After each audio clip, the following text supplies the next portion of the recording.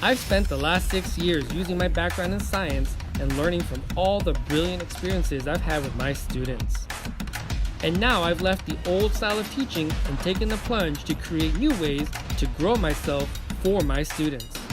The real question is, how will I help other teachers ditch the old mindset without rules or laws completely from scratch? This podcast is here to give you the answer.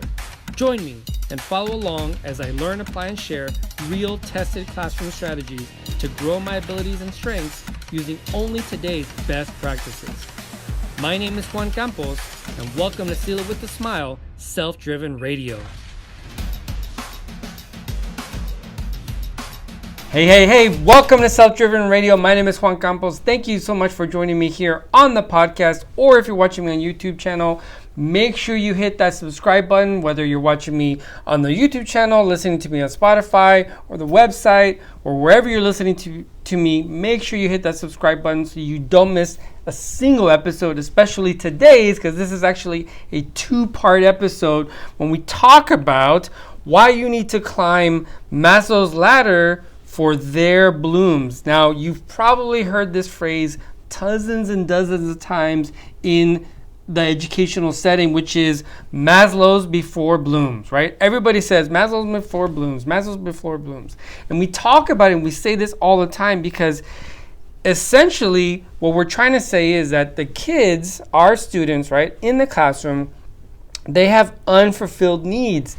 And unless you fulfill those needs, they're never going to get to Bloom's taxonomy, which is the learning, right? So Maslow referring to Abraham Maslow's hierarchy of needs, Bloom's referring to Bloom's taxonomy, which is all the remembering all the way to like super smart conceptualizing and creating and all that kind of stuff. So you need one in order to get to the other. And that's the whole idea behind the phrase Maslow's Before Blooms.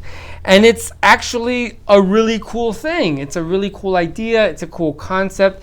And we use it a lot. In fact, we use it so much that personally speaking, I feel as though it's kind of lost its power and its meaning, because there's more to the story behind that triangle than a lot of people realize. And that's what today is all about. See, here's the thing. Abraham Maslow studied human psychology. He was a psychologist. But not only did he study psychology, the way he studied psychology was actually different. He was actually studying and trying to understand human potential. Now, this is roughly around the same time that Freud was really popular, and Freud was really much all about, what's wrong with you and diagnosis and trying to figure out, what people's problems were in order for them to figure out how to fix them. But Maslow was like, okay, I get that there's people who have problems, but I want to see what kind of people we can become. Who can we become? What kind of a person can I become? What kind of a person can somebody else become? And it was really more focused on who can we realize ourselves into becoming. Now, what's kind of cool, or what is very, very cool, is that this year there was a paper that was published, and it turns out that Maslow didn't mean to represent his hierarchy of needs in a triangle. Now, if you're familiar with this phrase, you're familiar with the hierarchy of needs. And basically what Maslow said was every human being has a triangle worth of needs. And this is the way it's been represented for forever. And the basic idea is that in this triangle on the bottom are like the basic needs, which is basically like food and physiological needs.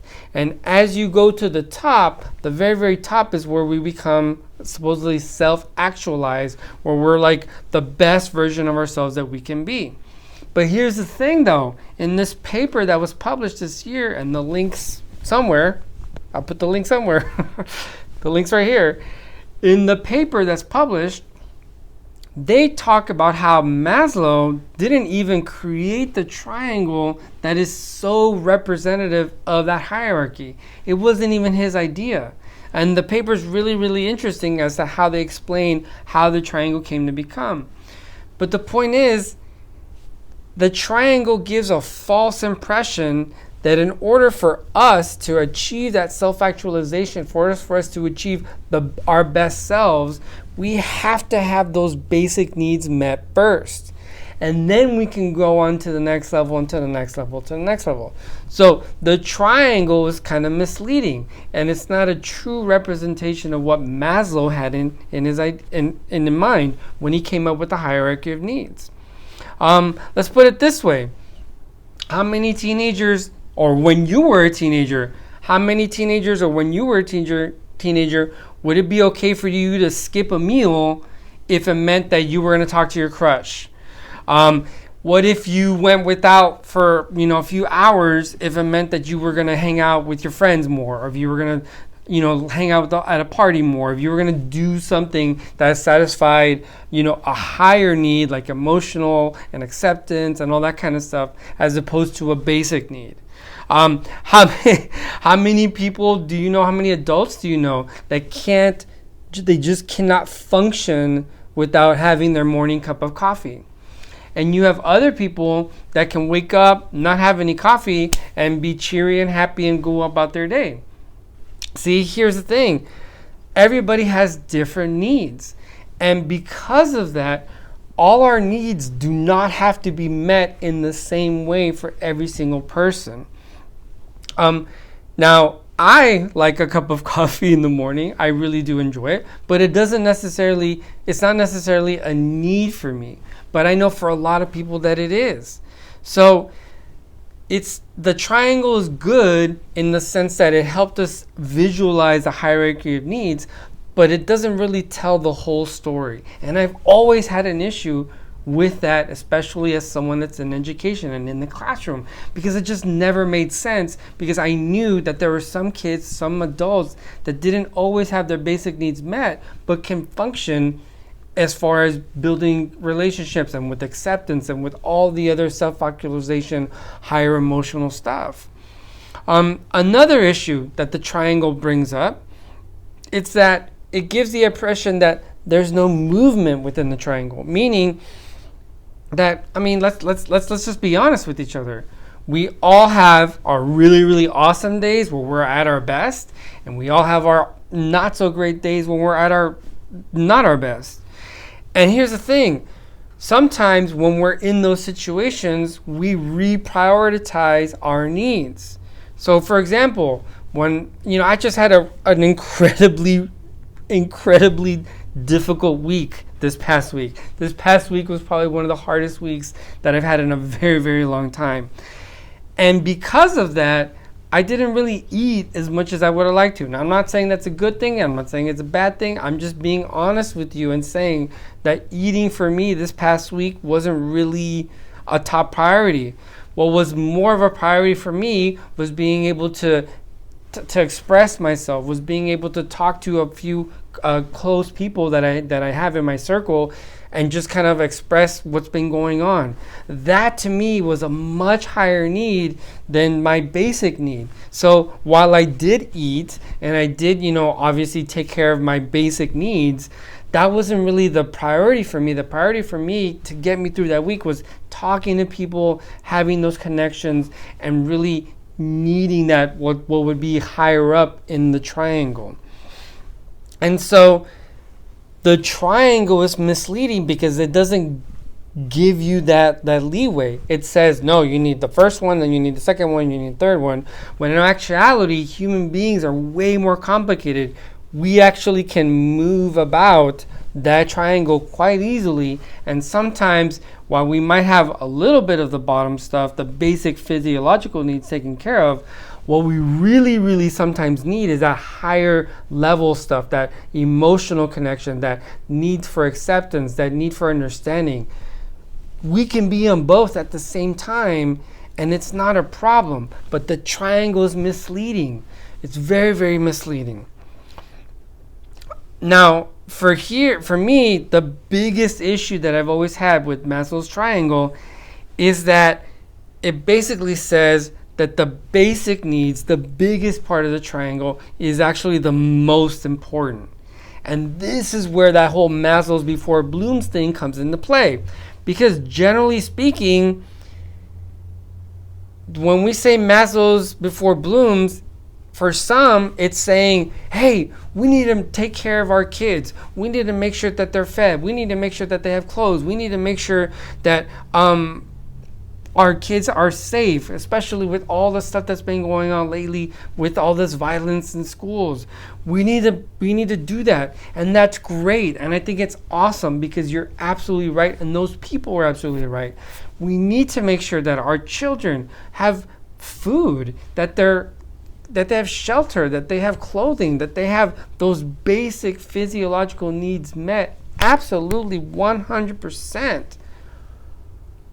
But here's the thing.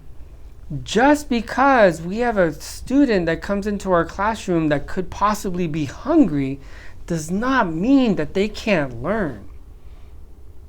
Just because we have students that come in maybe sleepy or exhausted doesn't exactly mean that they can't learn or that they're incapable of learning. Because sometimes if we zoom in too much into that mindset, what we're basically saying is when we pull out and we zoom out, that a particular group of students, a certain segment of our population cannot learn because they don't have the economic or financial or whatever resources, or not even them, their parents or their caregivers don't have the resources to meet their needs.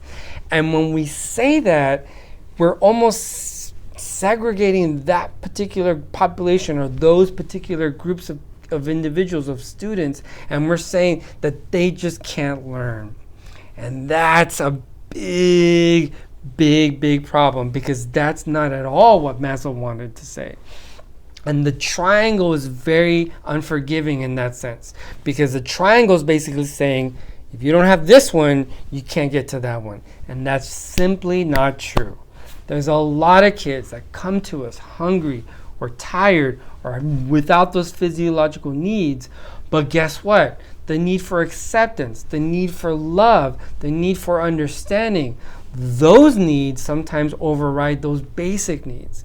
And if we can fit those needs, then the physiological ones can, at least for a small period of time, can be overlooked and overshadowed, or at least put to the side just for those few minutes so you can get that lesson in, or they can learn what they need to learn. And this is the beauty of Maslow's hierarchy, because what he basically is saying is that we shouldn't look at the illnesses, we shouldn't look at the pathology, we should be looking at the potential of every human being that's in our environment as our own potential. We should look at what we can accomplish with our own potential. And to quote him, a musician must make music, an artist must paint, a poet must write, if he is to be ultimately happy. What a man can be, he must be. So this need that we have as human beings to just really try and to be who we're supposed to be, or who we want to be, or who we think we can be, that is called self-actualization. And that's the very, very, very top of what has been the triangle for this whole time.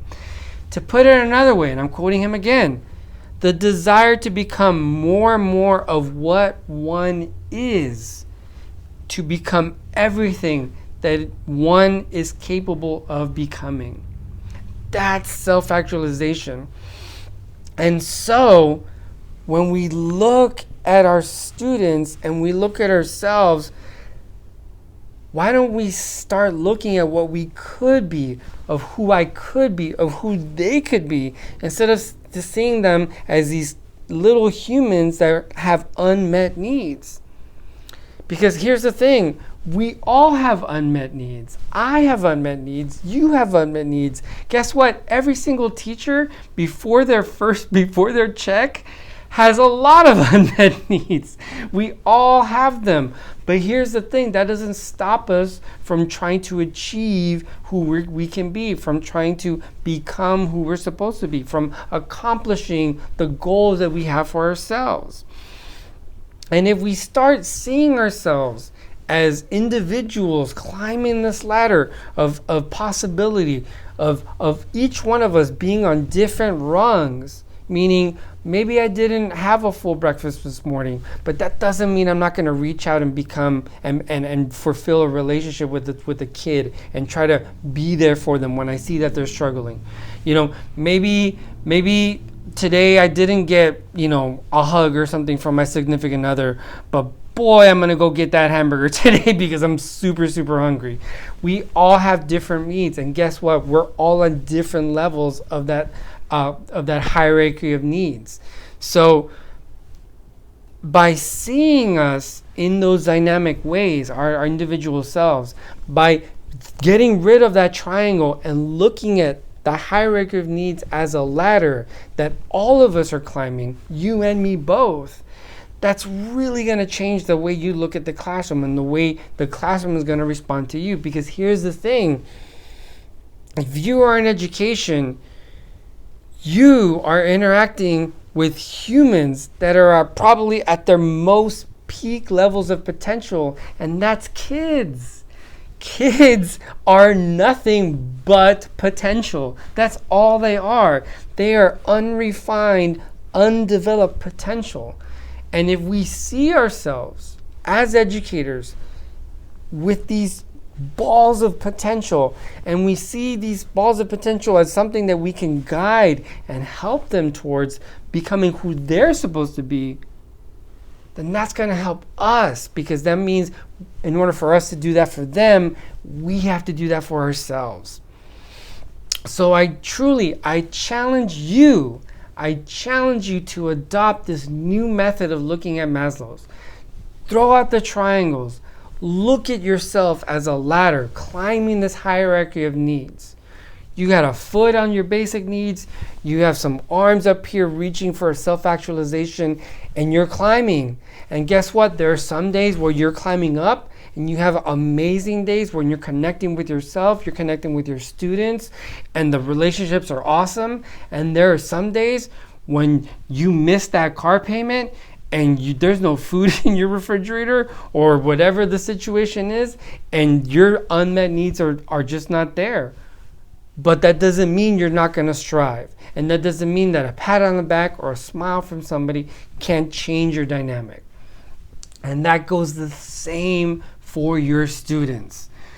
A pat on the back, a high five can change somebody's world. Your smile has the biggest impact in the classroom. That's why I call this seal with the smile, because your smile is powerful. Your smile is amazing, and it could change the trajectory of somebody's life, if not somebody's day, if not somebody's moment when they're struggling or having an issue. So I challenge you, take that on. See yourself as someone climbing that hierarchy of needs, and see your students also climbing that hierarchy of needs. We're all on that same journey. We're all on this journey of self-discovery and trying to figure out who we are, who we can be. Some of us stay frightened on that ladder. Others are climbing and pushing themselves. But no matter where you are, we still have those same needs. And if we can help them, they can help us. And because we're all on this journey of becoming who we are and who we're supposed to become, let's make sure we take that journey together for ourselves and for our students. All right? So thank you so much for joining me on today's podcast. Part 2 is next week. How do we do this? Open your mind, right? I've opened your mind. I've hopefully enlightened you, and you see we're going to throw out those triangles. We're going to put ladders everywhere. And if we're going to do that, how do we do that? How do we start that process of not only looking at things in that particular way, but how do we implement that into that classroom? That's next week, so don't miss it, which is why you better hit that subscribe button, which is why you better follow me on my Instagram account, better follow me on Twitter, better follow me on Facebook. Make sure you stay tuned, and thank you so much for joining me here on the podcast. But no matter what you do, no matter where you go, no matter who you interact with in the classroom, don't ever forget to seal every exchange, to seal every interaction you have with your students. Seal it with a smile. Thank you so much for joining me here, and I'll see you next time. Want even more great Seal It With a Smile content? Click the link on any of my social media sites, and there you will have access to my free online ebook, The 5 Seal It With a Smile Secrets.